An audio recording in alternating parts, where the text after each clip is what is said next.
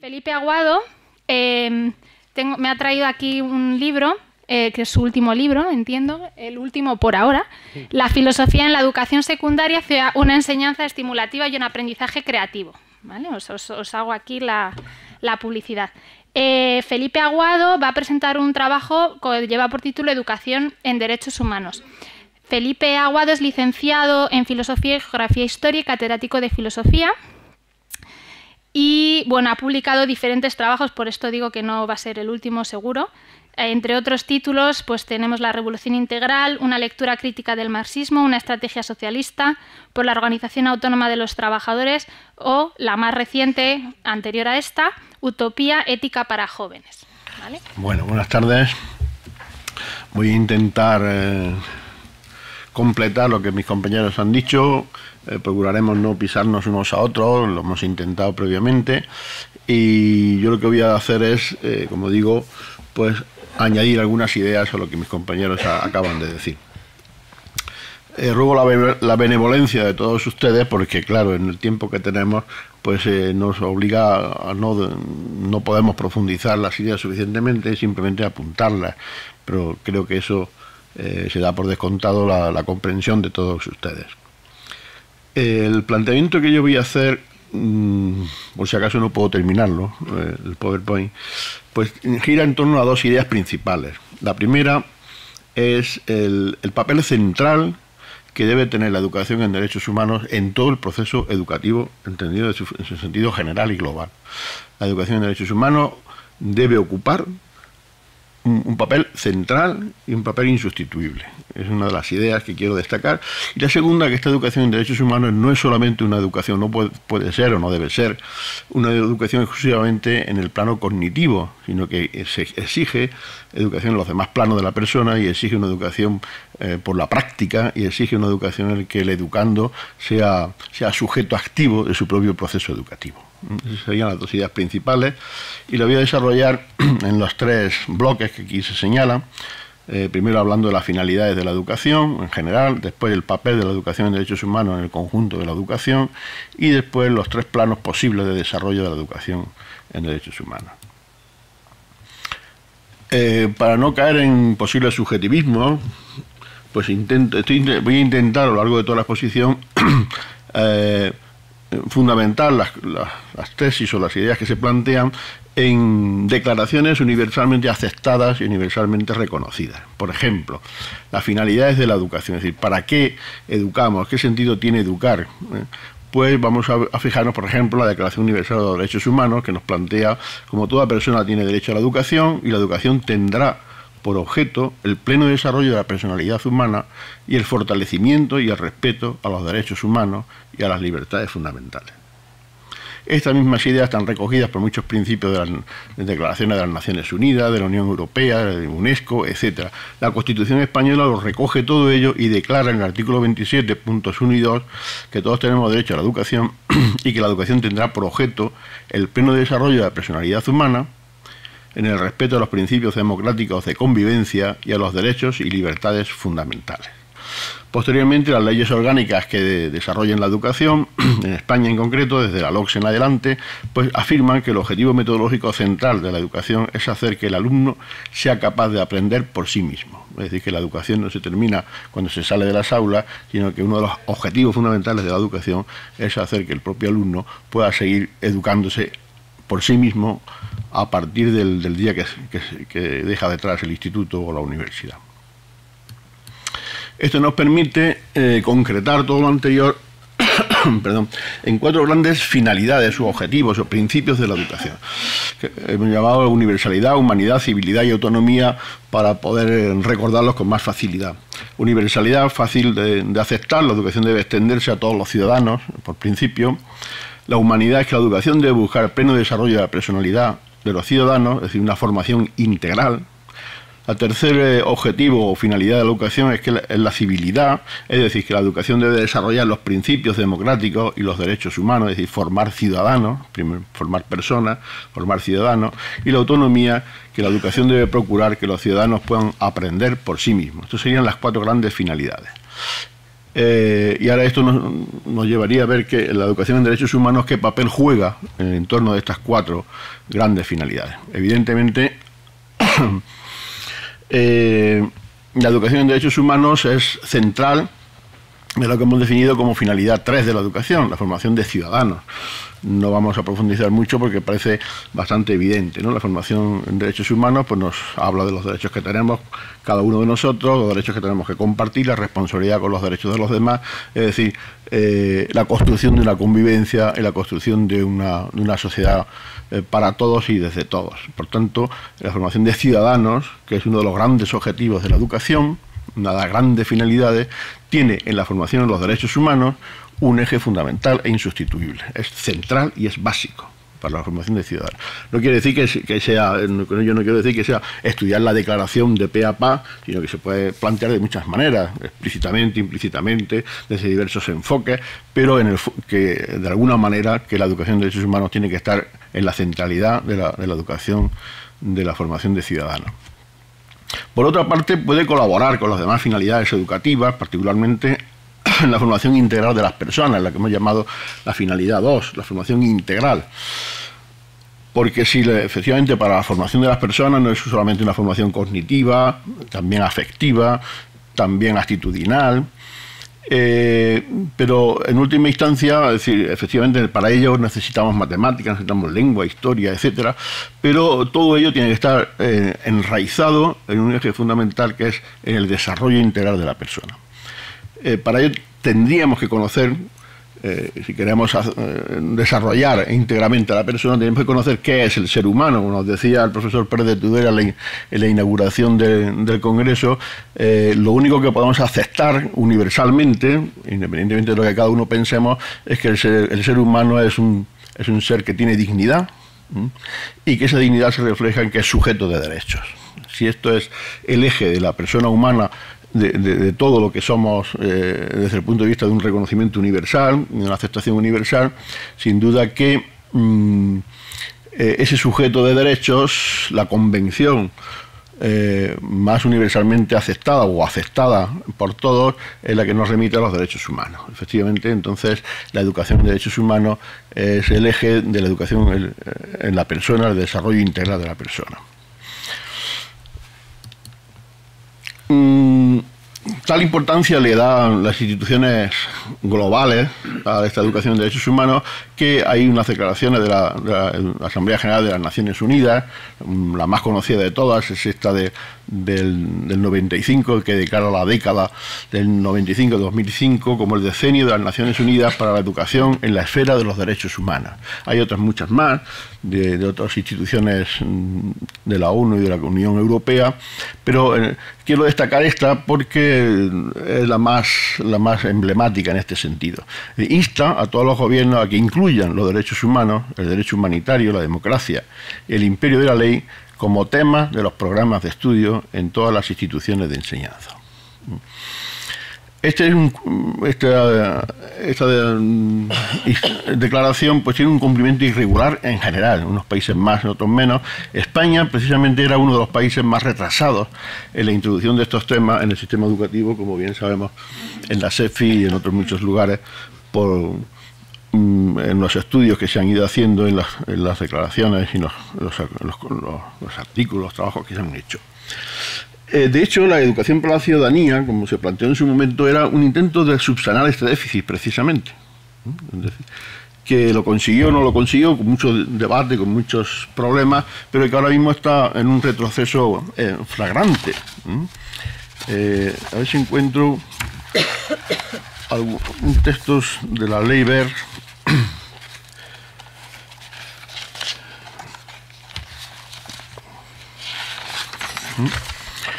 Fijaos si la Declaración Universal de los Derechos, nuestra Constitución, nos hablan de que los objetivos fundamentales de la educación son la formación de personas, la formación integral de personas, la formación de ciudadanos, son los dos objetivos globales. Si leemos el primer párrafo del anteproyecto de la LOMCE, la ley BER, nos dice lo siguiente: la educación es el motor que promueve la competitividad de la economía y las cotas de prosperidad de un país. Su nivel educativo determina su capacidad de competir con éxito en la arena internacional y de afrontar los desafíos que se plantean en un futuro. Mejorar el nivel de los ciudadanos en el ámbito educativo supone abrirle las puertas a puestos de trabajo de alta cualificación, lo que representa una apuesta por el crecimiento económico y por conseguir ventajas competitivas en el mercado global.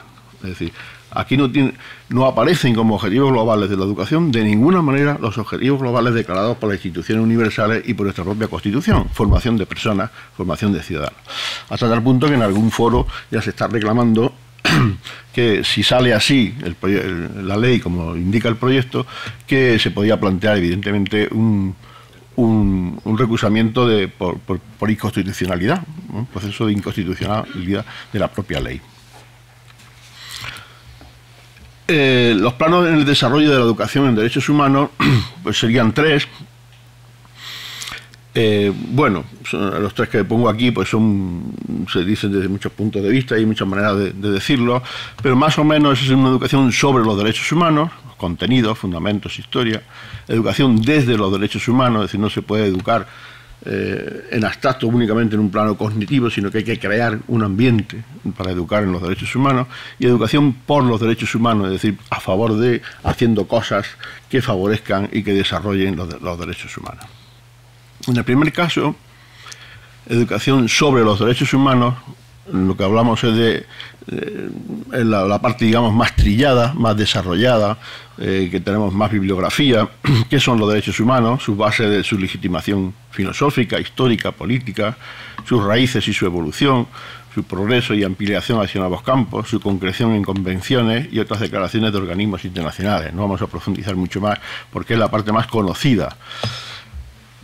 Pero esta educación, que tiene un componente cognitivo, tiene que tener para que realmente sea una educación asumida por los jóvenes, no puede ser solo una educación puramente intelectual, sino que tiene que vivirla y asumirla y ser protagonista. Es decir, la base de la educación en derechos humanos es el uso de metodologías de trabajo basadas en la participación activa. Es decir, que el propio educando, el propio estudiante, el propio alumno, pues sea protagonista de su propia educación, es decir, participe en todos los procesos en los que va a ir aprendiendo los derechos humanos por su propia práctica.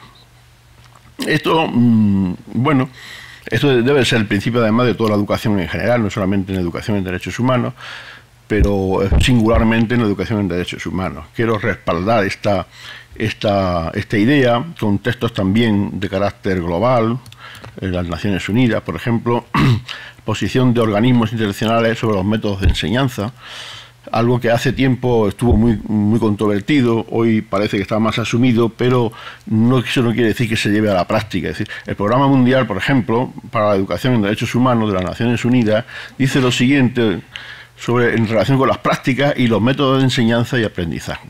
Hay que adoptar un estilo de enseñanza que sea compatible con los derechos humanos. En primer lugar, es decir, no podemos enseñar derechos humanos, podemos hablar de participación si en nuestra aula, por ejemplo, pues no damos pie de ninguna manera que los alumnos pues hablen, participen, digan, o en el centro en que estamos los alumnos sean un cero a la izquierda que no tienen nada que decir en la gestión y la organización del centro. Hay que adoptar métodos y enfoques centrados en los educandos, ¿no? La participación activa, etc. Es decir, la idea del centro, el centro del proceso educativo tiene que estar en el alumno, en sus necesidades, en sus exigencias, acompañado y desarrollado y orientado por los profesores. No voy a extender más, lo mismo dice más o menos la recomendación 202 del 12 relativa a la educación para la ciudadanía democrática del Consejo de Europa, que viene a decirnos más o menos las mismas ideas. El segundo plano, es decir, el primer plano es educación en los derechos humanos, el segundo plano sería educación desde los derechos humanos.